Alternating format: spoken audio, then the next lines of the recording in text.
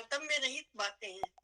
उसने सबसे पहले को दुर्योधन की सेना, इधर युधिष्ठिर की सेना का वर्णन कर दिया, फिर एक श्लोक में अपनी सेना का वर्णन कर दिया, फिर लगे हाथ कहता है अरे भाई सब लोग ध्यान रखो कि भीष्म पितामह की रक्षा करनी है।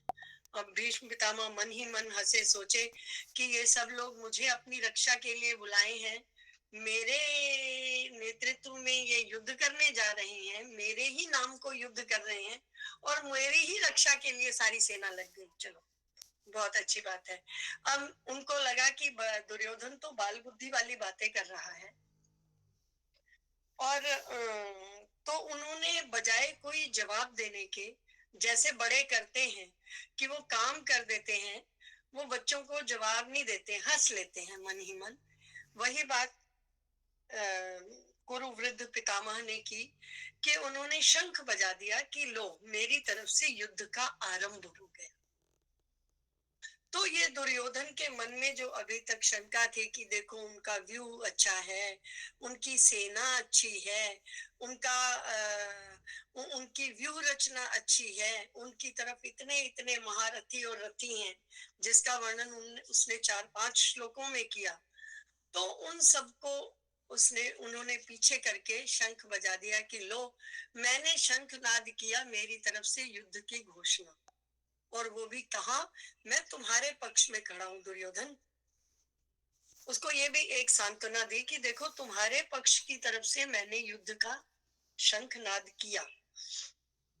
तो जब शंखनाद हुआ तो और इसका एक अर्थ ये भी है कि भीष्म पितामह ये जानते थे कि किसी भी कारण से कभी भी जो पांडव हैं वो शंख नहीं बजाएंगे।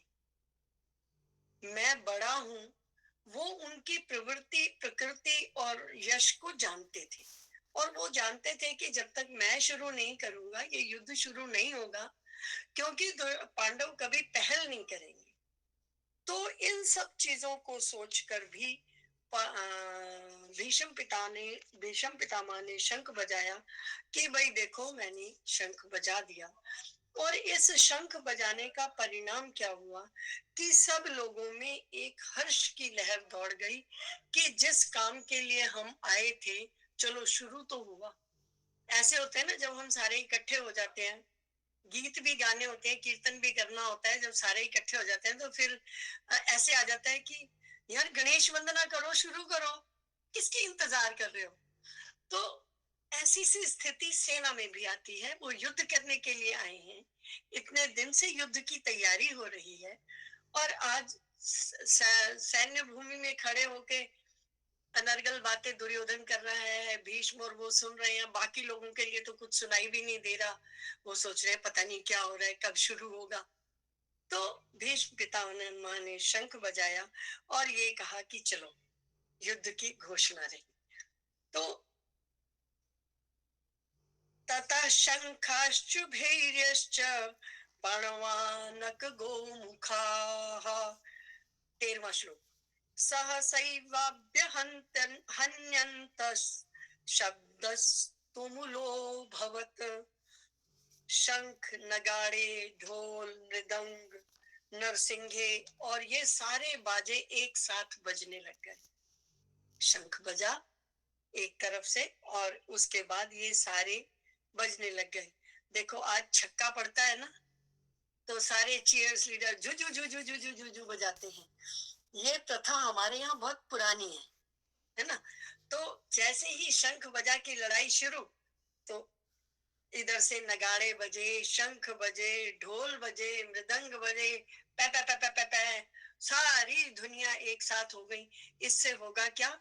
इससे होगा ये कि सेना में उत्साह आएगा, सेना युद्ध करने के लिए तैयार होगी, शब्द भी कहे जाएंगे, और यही शब्द हैं, ये जो नगाड़े वगाड़े बजे यही शब्द हैं सबको ये बताने के लिए कि हमारी तरफ से शंख का नाद हो गया, कि अब हमारी तरफ से युद्ध आरंभ हो गया है। अब सब लोग सज्ज हो जाओ, तैयार हो जाओ, प्रति उसके लिए तैयार हो जाओ कि उधर से बाण आएगा तो इधर से भी प्रतिबाण जाएगा। इस सब के लिए सबको तैयार किया। और एक साथ जब ये सारी चीजें बजी तो वहां पर युद्ध की भयंकरता उत्पन्न हो गई। जब एक एक नाद बजता है तो उसमें आनंद आता है।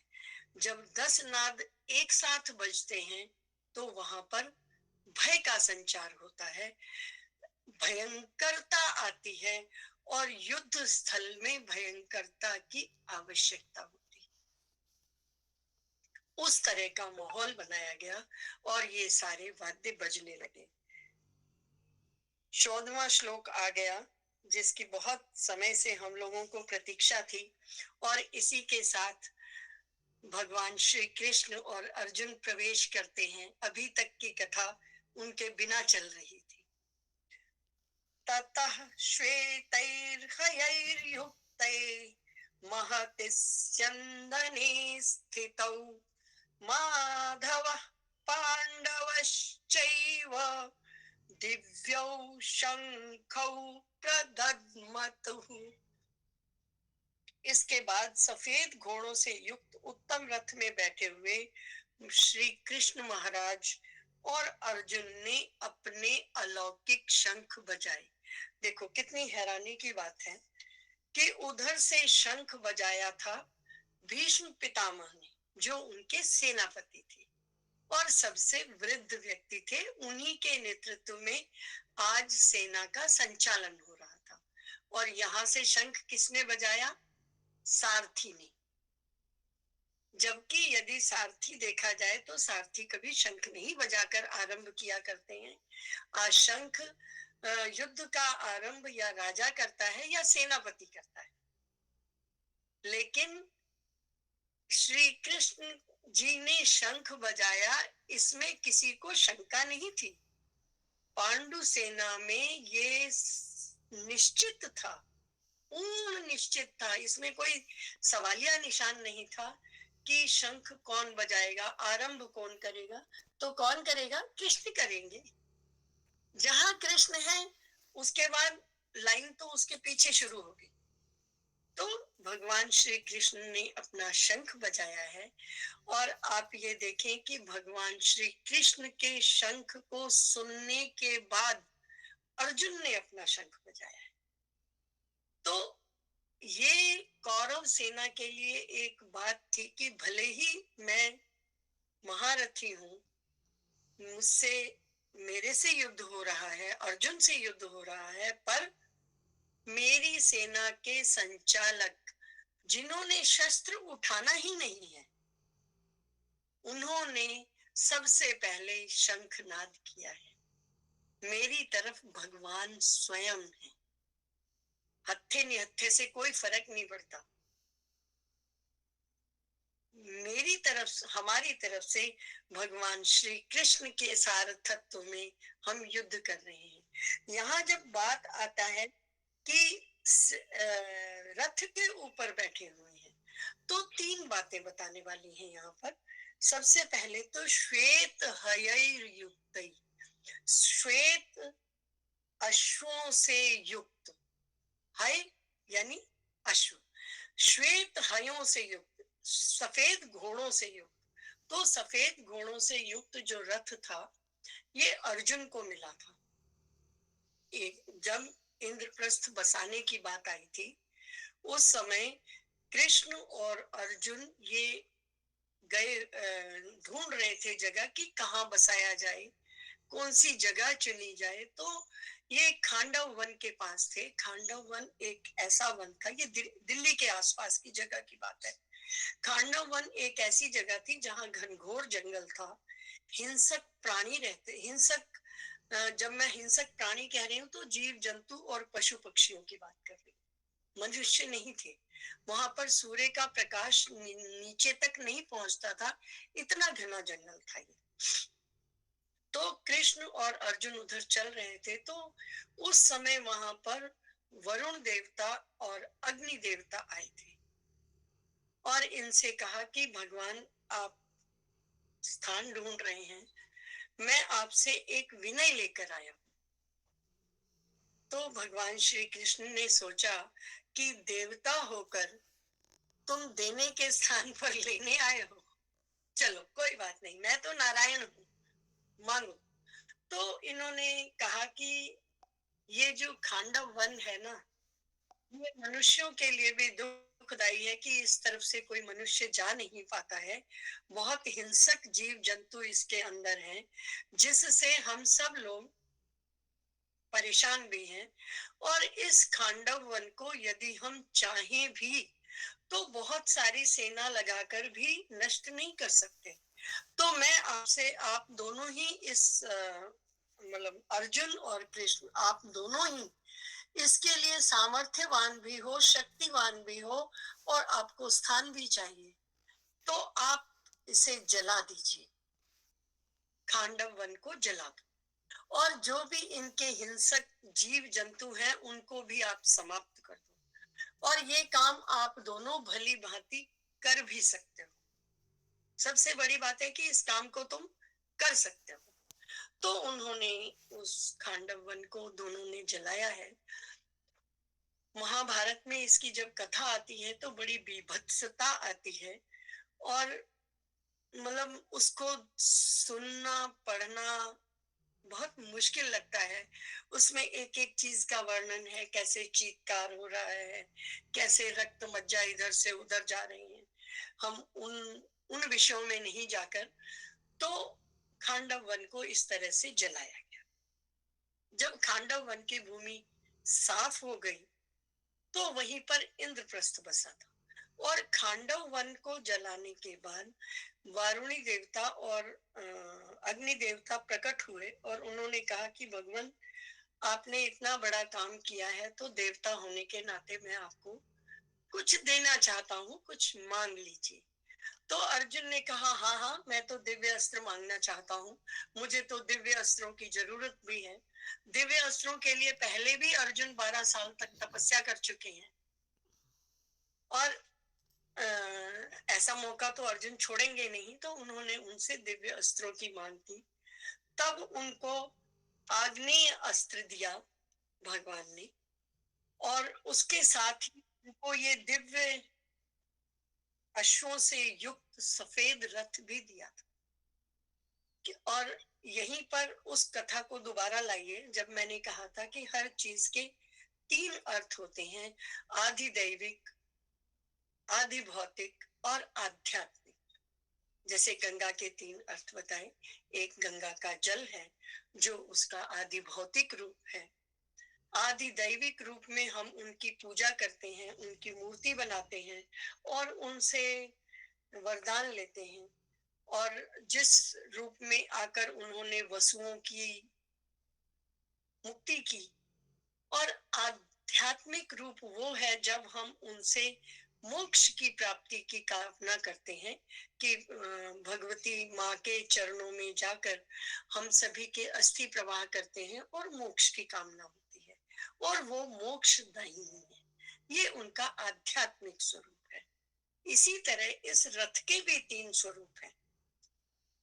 पहला तो ये कि बहुत सुंदर है, सफेद घोड़े हैं, दिव्य इनके पहिए हैं, और बहुत सुंदरता से भरपूर एक रथ है। और इसका एक अर्थ ये है कि देवताओं के द्वारा दिया गया है, तो इसमें दिव्यत्व है। ये कभी थकेगा नहीं, ये कभी नष्ट नहीं होगा, इसके रथों की संख्या कम नहीं होगी। ऐसा नहीं है कि युद्ध भूमि में गए और एक आधा रथ चलायमान हो गया, ऐसा नहीं होगा। इसके रथों की संख्या भी वही रहेगी। ये इसका दिव्यत्व है। और इसका मोक्षत्व इसमें है कि भगवान श्री कृष्ण इसके सारथी।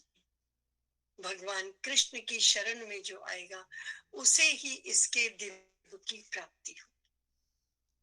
इस तरह के रथ को अर्जुन ने प्राप्त किया।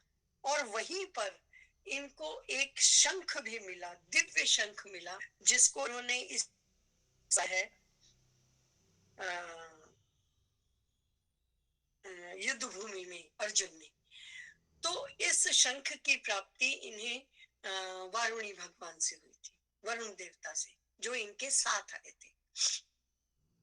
फिर अग्नि देवता ने भगवान कृष्ण से कहा है कि प्रभु आप भी मांगो, इस समय आप मनुष्य योनि में हो, मैं देवता में हूँ, तो मेरा बनता है, इसलिए मैं आपसे पूछता हूँ प्रभु आप भी कुछ मांग लो। तो आपको जानकर बहुत हैरानी होगी और बहुत सारे जवाब आपको आज मिल जाएंगे, ये जानकर कि भगवान कृष्ण ने क्या मांगा।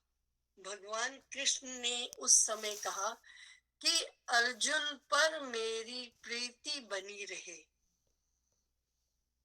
एक भगवान ये मांगे कि भक्त से मेरी प्रीति बनी रहे, ये अभी तक हुआ नहीं है। इसीलिए हम कहते हैं कि कृष्ण सा देने वाला और अर्जुन सा लेने वाला कोई पैदा ही नहीं हुआ, क्योंकि भगवान ने स्वयं अर्जुन की अक्षय प्रीति मांगी है कि कभी भी अर्जुन से मेरा मोह भंग नहीं, अर्जुन की प्रीति मेरी अर्जुन में और अर्जुन में मेरी बनी रहे। इसीलिए जो हम लोग कहते हैं कि अर्जुन ही रह गया था गीता का उपदेश लेने के लिए, तो हाँ, अर्जुन ही ऐसा व्यक्ति था जब भगवान कृष्ण ने उसकी प्रीति मांगी है।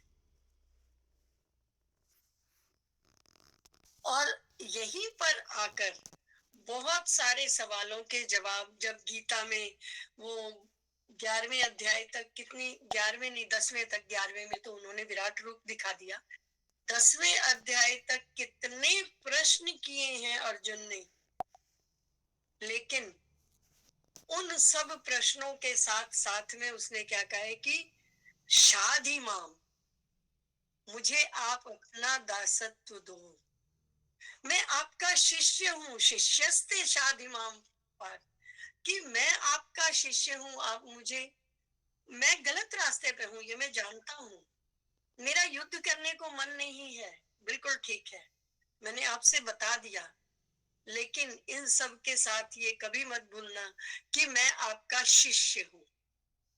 तो जब कोई किसी को गुरु धारण करता है, गुरु का महत्व भी यहाँ समझ में आता है कि जब कोई किसी को गुरु धारण करता है तो गु अंधकार और रू प्रकाश, प्रकाश के सामने अंधकार होता ही नहीं।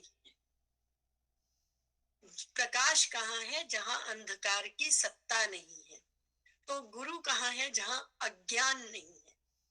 और यदि शिष्य में अज्ञान आया भी है, क्षणिक अज्ञान भी आया है, तो गुरु वहां बैठे हैं ना, उनके सामने वो अज्ञान अज्ञान नहीं रहेगा।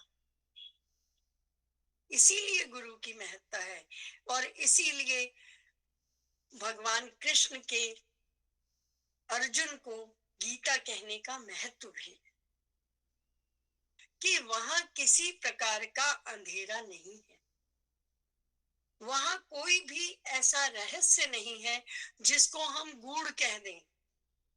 भगवान ने कहा है इदं तु ते गुह्यतमं प्रवक्ष्याम्यनुसूयवे, 9वें अध्याय में कहते हैं ये गूढ़ रहस्य हे अर्जुन मैं तुझे बताता हूं, क्योंकि तुम किसी से ईर्ष्या नहीं रखते हो। ये शब्द भगवान के हैं, अर्जुन के प्रति हैं, और वो इसीलिए है क्योंकि उनकी प्रीति तो भगवान ने स्वयं मांगी है। कितना महान होगा वो कि जब भगवान भक्त के साथ रहना चाहे, भक्त भगवान के साथ रहना चाहे, ये तो हमेशा ही होता है।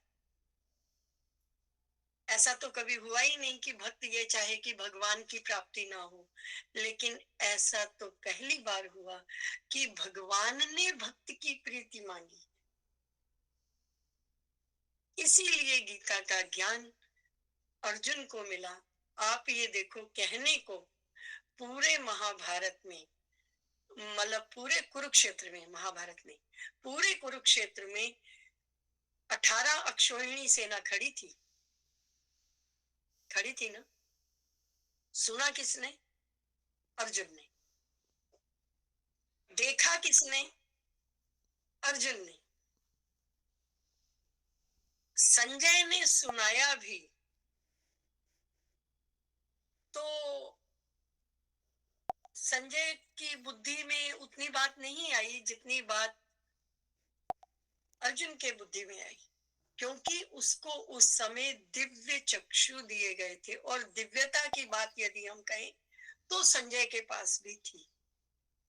चाहे वो युद्ध भूमि के विवरण को बताने के लिए उसे दिव्य चक्षु दिए गए, पर दिव्य चक्षु उसके पास भी थे। और धृतराष्ट्र की समझ में कुछ आया नहीं, क्योंकि उस पर मोह था। जिस मोह को हटाने में अर्जुन तर गए, अर्जुन का मोह नष्ट हुआ, लेकिन उसी मोह के ज्ञान को सुनकर भी धृतराष्ट्र का मोह नष्ट नहीं हुआ। तो यहाँ पर पात्रता की बात आती कि हर कोई हर ज्ञान का पात्र नहीं है। वो स्वयं में पहले खाली होकर तो बैठे, और बेशक अर्जुन में मोह आ गया था, लेकिन अभी दूसरे ही अध्याय में आप देखेंगे तो उन्होंने कहा शाधिमाम, कि मैं तुम्हारा शिष्य हूं प्रभु, मुझ पर कृपा करो, मुझे सही रास्ता बताओ, मैं जानता हूं मैं भटक गया हूं। और ये बहुत बड़ी बात है कि व्यक्ति ये जानता हो कि मैं लक्ष्य से भटक गया हूं। अगर आपको पता हो कि आप कहीं जा रहे हो, आपको पता हो कि आप रास्ता भटक गए हो, तो आप किसी से पूछ भी सकते हो। अनर्थ कहाँ होता है? जब हमें ये पता ही नहीं होता कि रास्ता किधर है, हम सही रास्ते पे नहीं हैं। धृतराष्ट्र को ये पता ही नहीं है कि मैं मोहग्रस्त, पता होते हुए भी पता नहीं है, क्योंकि अंदर काम क्रोध लोभ मोह मद मत्सर इतने भर गए हैं कि वो उससे अलग हो ही नहीं पा रहा। तो वो इसका ज्ञान नहीं कर पा रहा कि मैं भटक गया, ये उसकी बुद्धि में है ही नहीं। और एक यहाँ रथ का जो महत्व है इस श्लोक में, वो ये है कि हम सभी अपने शरीर से रथी। हमारे घोड़े जो होते हैं ना, अगर 4 घोड़े का रथ है तो 2 आगे होते हैं, 2 पीछे होते हैं। और जो आगे वाले रथ, आगे वाले घोड़े होते हैं, वो आपको आपका मार्ग तय करते हैं, और जो पीछे वाले घोड़े होते हैं वो पूरे रथ को उस तय मार्ग पर खींचने का काम करते हैं। और इस तरह से चारों घोड़े मिलकर संतुलित होकर उस रथ को चलाते हैं। और हमारे शरीर में 5 ज्ञानेंद्रियां, 5 कर्मेंद्रियां। तो ज्ञानेंद्रियां वो हैं जो तय मार्ग, कर्मेंद्रियां वो हैं जो पीछे वाले घोड़े हैं जिनको उस मार्ग पर चलना चाहिए। रथी कौन है? हमारी आत्मा है, मन है, बुद्धि है, और इन सब के सहारे इस रथ को चलना चाहिए। जिसका रथ इस तरह से चलता है वो रथ बिल्कुल ठीक चलता है। कि आपकी बुद्धि ने सोचा, उसने सारथी को कहा, ज्ञानेंद्रियों को इस बात का पता चला, उन्होंने मार्ग तय किया और कर्मेंद्रियों ने उस काम को कर दिया। ये है रथ के सही चलने का मार्ग, ये रथ का आध्यात्मिक अर्थ है। और जो जिस भी व्यक्ति का रथ इस तरह से चलता है वो सही दिशा में, सही मार्ग पर चल रहा है। गुरु का ज्ञान मिला, आपके मन में एक भावना आई, उस भावना से आपने ज्ञानेंद्रियों को अपनी रास्ता दिखाया और कर्मेंद्रियों ने उस मार्ग पर जाकर कार्य किया। हम जैसों का क्या है? हमारी कर्मेंद्रियां जलेबी देखें, हमारी ज्ञानेंद्रियां उसका रस पीने को दौड़े, और हम उल्टे चल पड़ते हैं। हम सीधे नहीं चलते, हमारी हमारी वृत्ति उल्टी हो जाती है। हमारी कर्मेंद्रियां किसी कार्य को करना चाहती हैं। इन कर्मेंद्रियों के ऊपर एक कथा और भी है, मैं आपको अभी सुनाती हूँ। कि कर्मेंद्रियां यदि आगे चलेंगी और ज्ञानेंद्रियां उनका अनुसरण करेंगी और जहां आपके मन बुद्धि में ये भाव सात्विक भाव है, वो उस ज्ञानेंद्रिय के रस को लेने का भाव बन जाएगा, तो फिर रथ पुठे ही पासे जाएगा ना, उल्टी ही तरफ जाएगा ना, वो सीधा तो चल ही नहीं सकता। हमने उसके मार्ग को उल्टा कर लिया है, इसीलिए हम यहाँ फंसे हुए हैं। वो कहते हैं ना, जेड़ा मन दिया वागा मोड़े, ऐसा कोई संत मिले। कि ये जो मेरे मन की वागें टेढ़ी हो गई हैं, इनको मोड़ने के लिए कोई संत चाहिए, मेरे बस की तो है ही नहीं। ये हम जैसे लोगों के लिए कहा गया है। एक मन राम, मन में अच्छी बात आती है। एक मन राम, पंज है वैरी, पंज काले नाग हैं जैरी, जेड़ा पंजा विचों एक ना छोड़े, ऐसा कोई संत मिले, ऐसा कोई गुरु ज्ञानी ध्यानी हमें हमारे जीवन में आए, जो हमें इस रास्ते से निकाल दे। एक महात्मा जी कथा किया करते थे, स्वामी गुरुचरण दास जी। मैं बहुत छोटी सी थी तब, हमें ये कहानी बहुत अच्छी समझ नहीं आती थी, अब समझ में आती है। मैं 5-7 साल की रही होंगी तब मैंने सुना था उनके मुख से। वो ये कहते थे कि एक एक जो विषय है ना, किसी व्यक्ति को मारने के लिए बहुत है।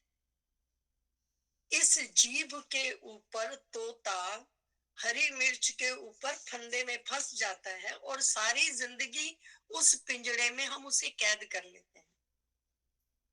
कान की एक राग के ऊपर एक सांप, सपेरा जो है ना, सांप को फांस लेता है। अपने अंदर की सुगंध को सूंघते सूंघते जो कस्तूरी मृग है ना, वो उसी सुगंध को ढूंढते ढूंढते ढूंढते ढूंढते इतना भागता है कि शिकारी उसका शिकार करके काट पीट बराबर कर देता है। और इसी तरह से एक एक इंद्रिय जो हमारी है, वो हमें मौत के कगार तक, जब मैं कहती हूँ मौत का कगार, तो इसका मतलब श्वासों का मरना नहीं होता, वो तो है ही।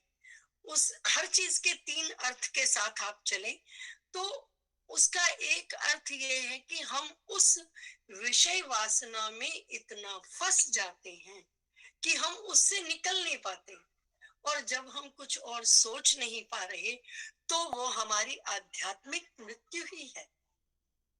अगर सारा दिन आप खाने पे ही लगे हो, खाने पे ही लगे हो, स्वाद ही चखते रह रहे हो, स्वाद बना रहे हो, स्वाद खा रहे हो, स्वाद बना रहे हो, स्वाद खा रहे हो, तो फिर ये मृत्यु ही है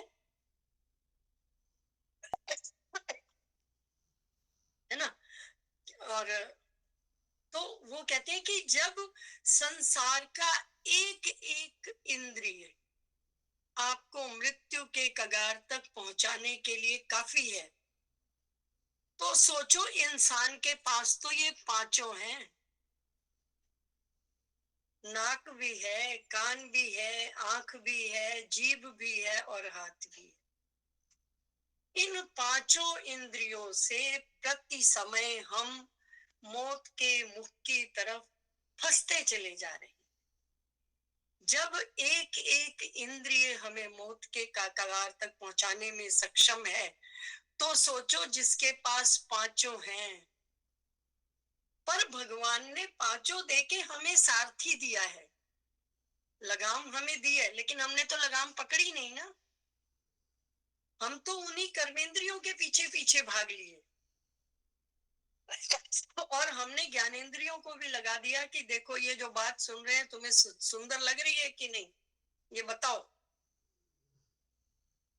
तो जब हम फंसते ही उसमें चले जा रहे हैं, और हम किसी बात को जानने के लिए तर्क नहीं करते, हम उसकी बात को काटने के लिए कुतर्क करते हैं। यानी हमारी बुद्धि का एक हिस्सा भी उनके पक्ष में चला गया है। हमने उस पक्ष को एक बुद्धि भी दे दी है कि जो अपने हिसाब से सोचे, अपने हिसाब से चले, उन इंद्रियों कर्मेंद्रियों के साथ उनके पीछे पीछे उनकी हाँ में हाँ मिलाए, तो हमारा उद्धार कहाँ है।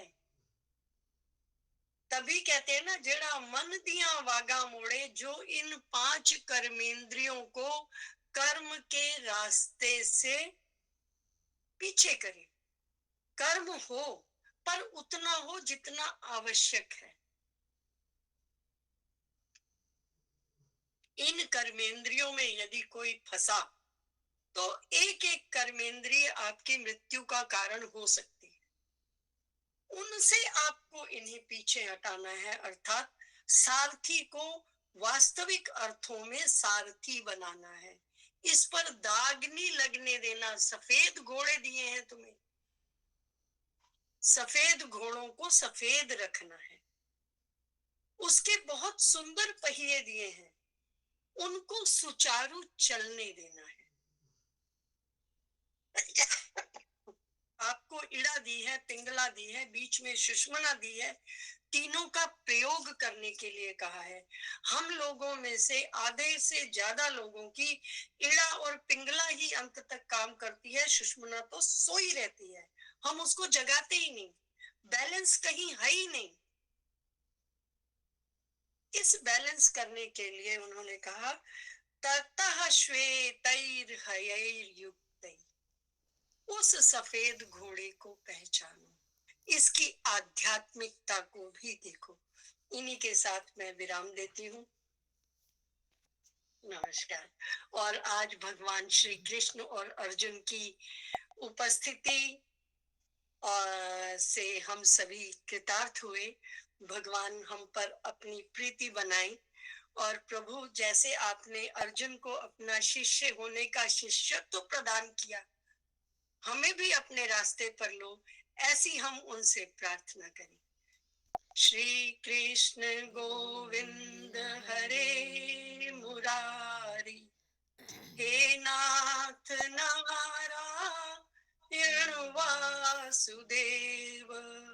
श्री कृष्ण गोविंद हरे मुरारी, हे नाथ नारायण वासुदेव। बहुत सुंदर कंचन जी, आपका बहुत बहुत बहुत बहुत धन्यवाद। बहुत सुंदर चर्चा चल रही है, मुझे लग रहा है सबको अच्छे से समझ भी आ रहा है। और हम कुछ कुछ प्रयास करेंगे। मेरा आज एक क्वेश्चन है, अभी अभी है, तो मैंने कहा अभी अभी पूछ लेती हूँ। आपने कहा कि ज्ञानेंद्रियां और कर्मेंद्रियां हमारी पांच पांच हैं, और हम उनके ऊपर मन बुद्धि हमारी जो है वो रथी हैं उसके काम करती ऊपर। है। तो इसके लिए थोड़ा सा मेरे को बस पांच ज्ञानेंद्रियां सबके लिए बता दीजिए, कौन सी हाँ, हैं। मैंने बताई ना। हाँ, दोबारा एक। हमारी जो कर्मेंद्रियां हैं, नाक, आंख, कान, त्वचा, यानी रूप, रस, शब्द, स्पर्श और गंध, ये 5 उनके ज्ञानेंद्रियों के विषय हैं। जो कर्मेंद्रियां सूंघ कर, देख कर, खा कर, स्पर्श करके बताती हैं। ठीक, बिल्कुल ठीक है। तो और ज्ञानेंद्रियां और उनका कर्मेंद्रियां। विस्तार से वर्णन आएगा दूसरे अध्याय में, जब भगवान सांख्य योग बताएंगे। जी, तो ज्ञानेंद्रियां और कर्मेंद्रियां एक तरह से जुड़ी हुई हैं आपस में। हाँ, जिस हाँ। चीज का आपको ज्ञान होता है, कर्मेंद्रिय उधर। हाँ, बिल्कुल ठीक। कर्मेंद्रिय यानी जो कर्म से कर बताए। रही है। लेकिन वही वाली बात, क्या आपकी आंख देखती है? जी जी जी जी, नहीं, वही। वो जो पीछे से हिलती है वो ज्ञानेंद्रिय है, ठीक। और जो। जिसकी कृपा से कर्मेंद्रिय अपने कर्म को करके ज्ञान अर्जित करते हैं।